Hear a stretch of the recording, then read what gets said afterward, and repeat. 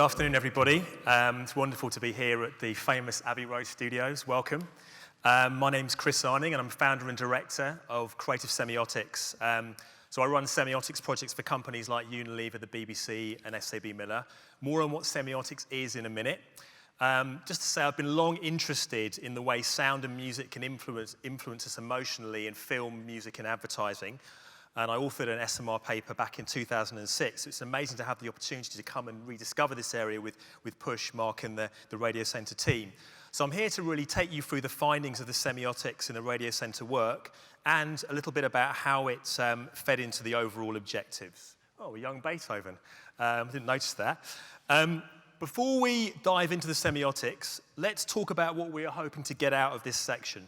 So one of the main objectives for the semiotics was to develop a framework of discussion about music in a more objective way, because it's often seen as a very purely subjective field, to inspire new thinking on the subject and to give practical outputs within this to help us navigate this seemingly complex area.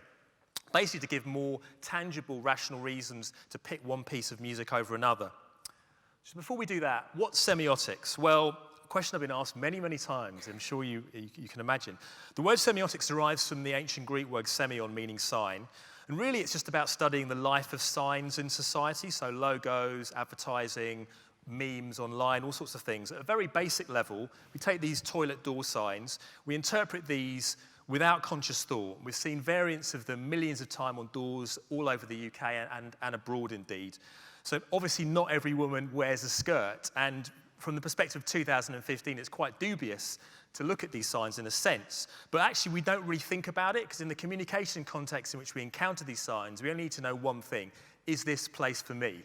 So these signs have become shortcuts to conveying that meaning. So signs and sign systems is what semiotics studies, and it helps us understand how we actually think, because we're conditioned into reading these signs over time, from the time we're born. The more awareness we have of these signs and what they mean, the better able we are to manage meaning, and that's where semiotics in marketing and branding comes in. So my professional life actually revolves around interpreting signs of all types. So a brand is a sign. Brands use all these elements to convey their meaning to consumers, so it's meaning beyond words. And they do this not just to identify themselves, but to differentiate themselves within a category. So our perception of products and brands is determined by the seemingly insignificant decisions as to what color or what typeface to use. A semiotician like myself believe these choices aren't innocuous or innocent, they're actually really significant. Purple, for example, might allow a bank to convey more eccentricity than the traditional navy blue, and perhaps even overcome certain consumer skepticism towards their positioning. In food packaging, similarly, a signature calligraphic typeface on packaging is more likely to convey artisanal or organic than Comic Sans Serif would be, for example. So one role of semiotics is to see how the meaning of a category is structured. Now, you're probably sitting there thinking, well, what's this got to do with music? Well, actually, music is also a sign system. So a note, a chord, or a set of chords and the sound effect can signify something. So that's the signifier, the chord or the note. And the signifier can be an emotion like confidence or trustworthiness, or even a cultural area like heroism or sophistication. Now, Elvis Costello once said, talking about music is like dancing about architecture. And I think what he meant by that was it's very hard to do with precision with language, because it's so poetic and it's so difficult to pin down. But I believe semiotics gives us the best chance of systematizing this domain and breaking it down. So what semiotics does is create what we call taxonomies, or different systems of meaning and different categories to help us see things in new ways. So I'm going to take you through the ways in which we've broken down music and how it can mean different things. So the first category is tempo. I'm just going to play a piece of music for you.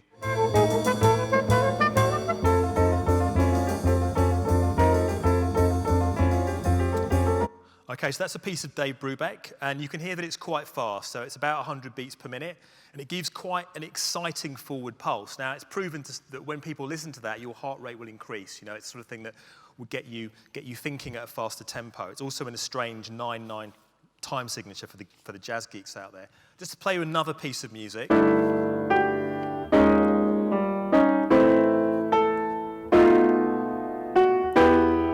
you can hear from the sort of Thelonious Monk plonking on the piano, it gives a much more reflective feel to things, so that you can see how those two things immediately are conveying different types of meaning.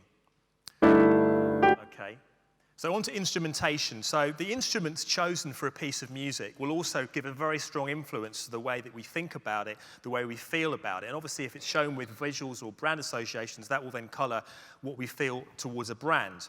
So just on a basic level, a harp will convey a very different impression to a didgeridoo or a kazoo, for example. So I'm going to play another piece of music for you.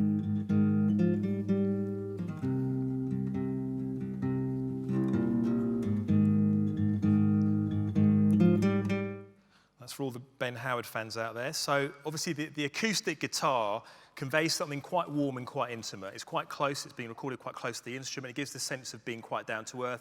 You're having a sort of, you're in a kind of intimate relationship in the sense of listening-wise with the performer, which I'm sure you'll agree is in great contrast to this next piece of music.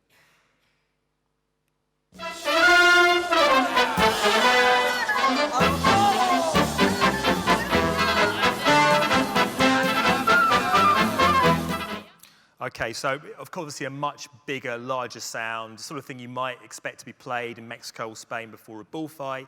It's kind of quite a bombastic feel, and often big brass sections give that bombastic feel, often potentially because of their association with the military, et cetera, but also used in big bands, swing bands, salsa bands, et cetera, et cetera. So you can see how those two pieces of music convey a very different impression.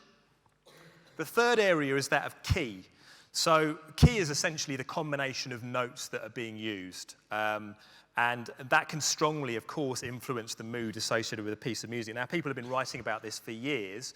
And the traditional division is between major chords and the minor chords. And the musicians amongst you, forgive me, it's a massive oversimplification, but major chords are traditionally seen as being more certain, happier, and minor chords as being less certain and less happy.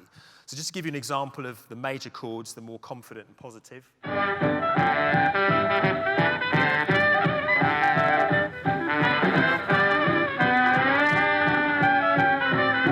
a piece of Louis Armstrong. When the Saints go marching in. And then if you listen to this piece of music, I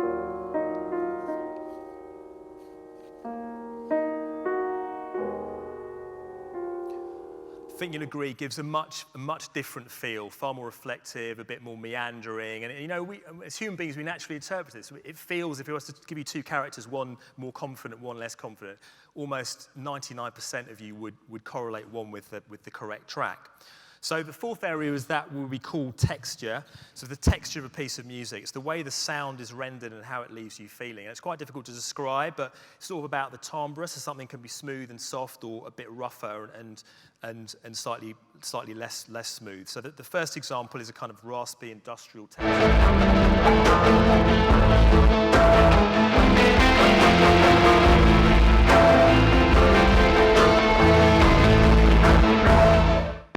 Now, obviously, on music production software now, there are all sorts of ways you can implement effects on the same note, the same chord, and give it different effects. And that gives you a kind of quite rough effect, which is, again, very different from the next track.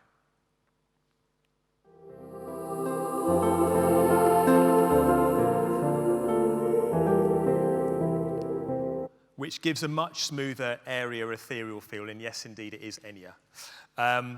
Okay, so onto the penultimate category. This is genre, and I think we're all probably familiar with the notion of genre. If you go into a record store or on iTunes, it does often categorize music by the sort of area, the type. So genre means type. I think it's from French for the word for type.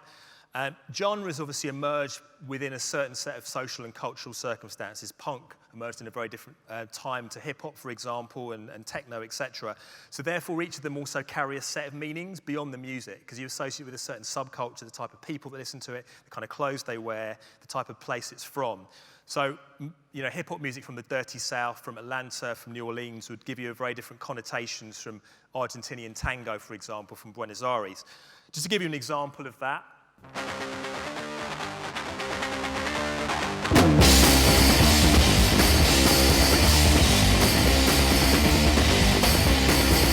okay, so obviously that kind of punk rock rebellion from the Bad Brains track is very different from the sort of impression this might evoke.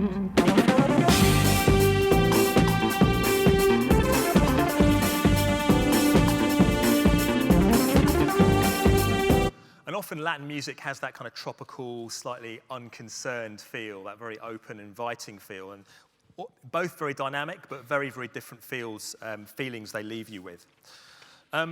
So finally, the 6 categories, this is kind of the cultural references. This is where music really refers outside of itself, even beyond the genre, to say what kind of times, what kind of sort of settings or kind of geographical areas does this music evoke. So if you wanted to reference 1930s France or Paris, you could do a lot worse than use this piece of music.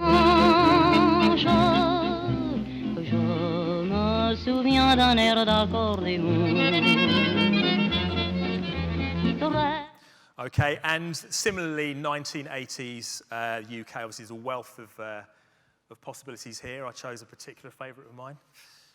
So why don't you use it? Try not to bruise it.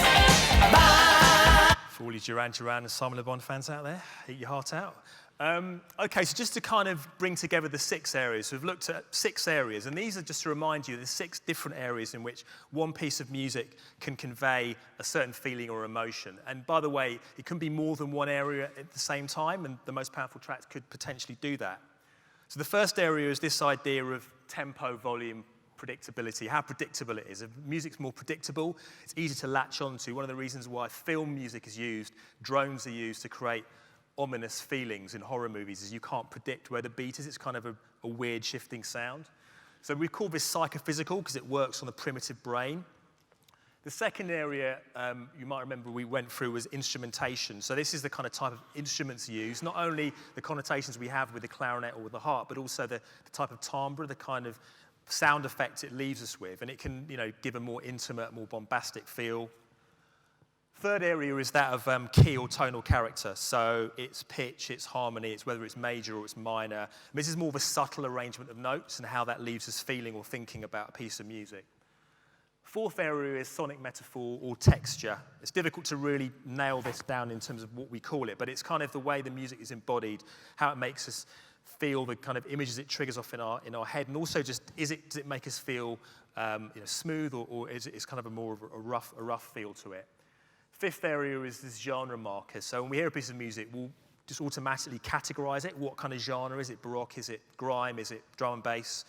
And we've been conditioned to interpret these genres of music and ascribe them to certain types of people, certain subcultures, where they're from, etc., etc.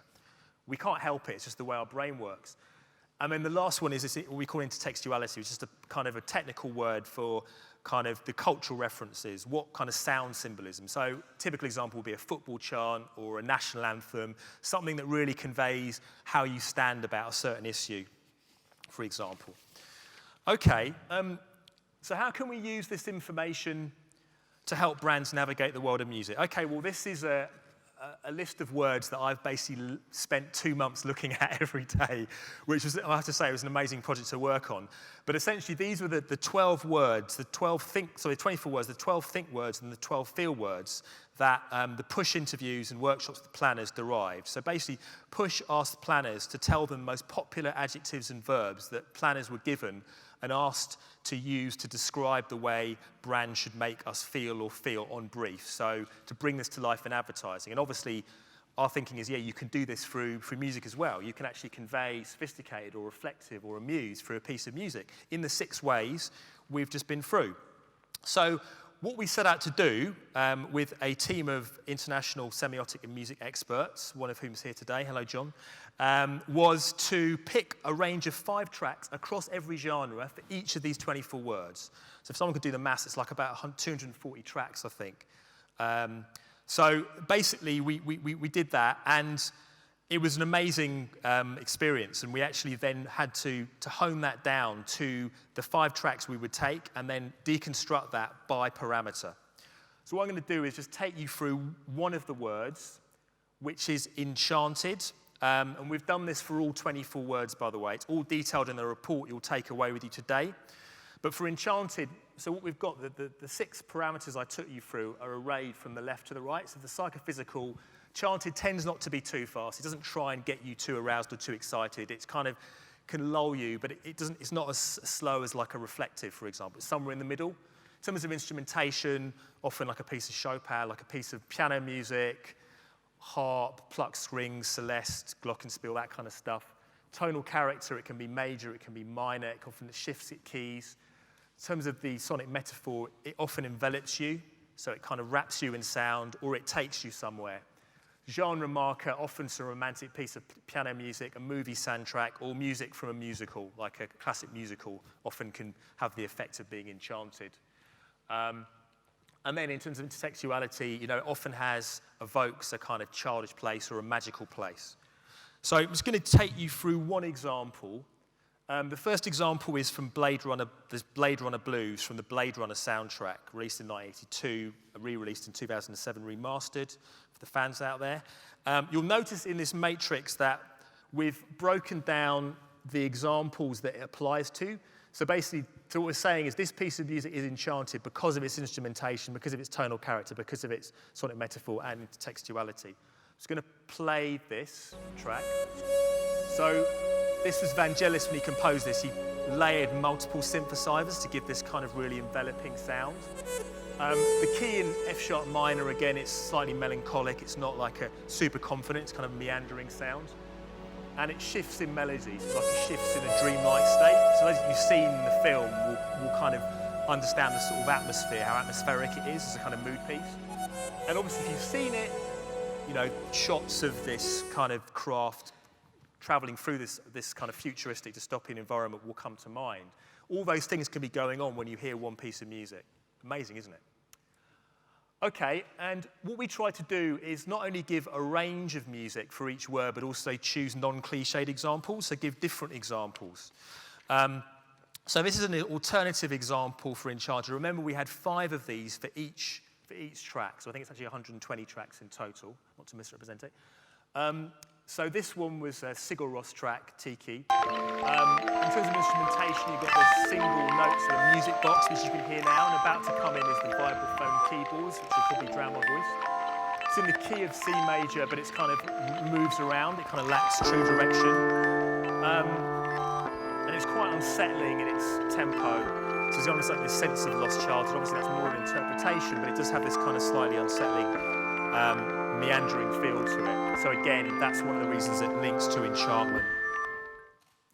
So I'm just going to kind of start to wrap up now before I hand over to Mark. So it gives you, hopefully, a brief overview of the analysis we've conducted and a small illustration of the resulting output. So further detail, as I've said, is in the report, but Radiocentre have also developed an exciting new way of providing you with a more responsive and intuitive way to navigate this data, and Mark was going to give you more detail in a second. Before he does that, I wanted to conclude the findings of the semiotics. So first thing to say, music isn't purely subjective. Of course, individuals can have their own nuance of how they interpret things, but there is a massive degree of objectivity to how you interpret music. And the semiotic deconstruction actually shows how you can analyze music and show how there are specific parameters that you can use to define what a piece of music means, and therefore how you might go about justifying picking that piece of music. And it also allows individual songs to link more directly to specific brand associations, which is a really powerful tool, as I'm sure you'll agree. So we certainly don't say this analysis is exhaustive or definitive, but we do believe it's a really useful tool to start conversations. It's an ignition point that will help planners and brand owners think more objectively and strategically about their musical choices. So without further ado, I'm going to pass you back to Mark to sum up today's presentation and to reveal how Radiocentre aim to bring to life these findings. Over to you, Mark.